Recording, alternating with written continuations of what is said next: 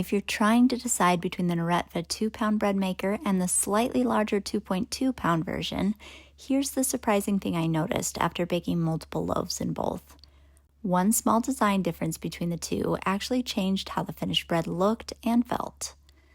Both of these machines promise basically the same thing. Throw the ingredients in, press a button, and come back to fresh homemade bread with almost no work.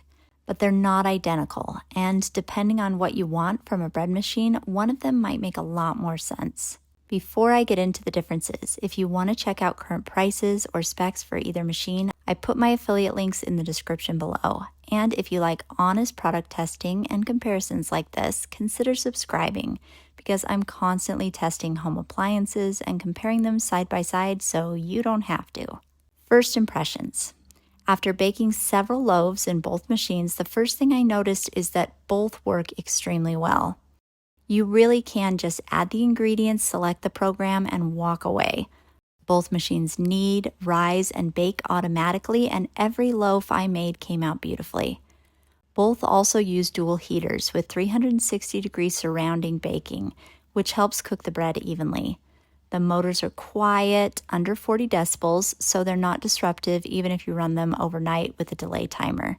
Both also use nonstick ceramic bread pans, which I like because they're easy to clean and don't have the coating concerns some traditional pans do. So performance-wise, these machines are very similar, but the bread pan design is where the biggest difference shows up.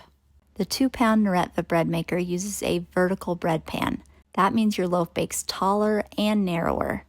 The 2.2 model uses a horizontal pan, which gives you a loaf that looks much more like traditional sandwich bread from the store.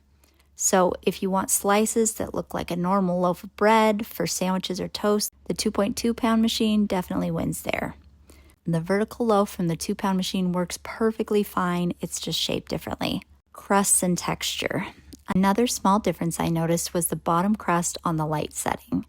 The 2-pound machine produced a slightly softer bottom crust, which some might prefer if they like softer bread.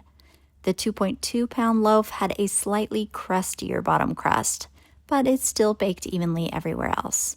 Both machines let you choose light, medium, or dark crust setting, so you do have some flexibility. Programs and features. The 2-pound machine has 20 programs, which includes some extra specialty options like pizza dough, ferment, potato bread, cornbread, and sweetbread.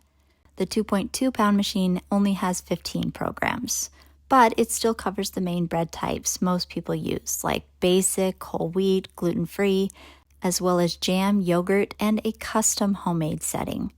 The 2-pound includes all of those as well. One feature the 2.2-pound machine adds is an automatic fruit and nut dispenser, which drops ingredients in at the right time during the cycle. So if you make a lot of raisin or nut breads, that could be helpful. Kitchen style and counter space. One thing I hadn't actually thought about until I had both of these on my counter is that design might actually matter here, because these are fairly large appliances that most people leave on the counter. The 2-pound machine comes in 3 colors, green, mint green, and silver. The 2.2-pound model only comes in off-white with classic gold accents. So depending on your kitchen style, one might fit your space better.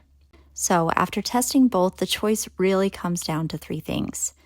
Choose the 2-pound 20-in-1 if you want more program options, a slightly softer crust, or more color choices. Choose the 2.2-pound 15-in-1 if you want a traditional shaped loaf, a slightly larger loaf, or an automatic fruit and nut dispenser. Both machines are extremely easy to use and produce consistently good bread.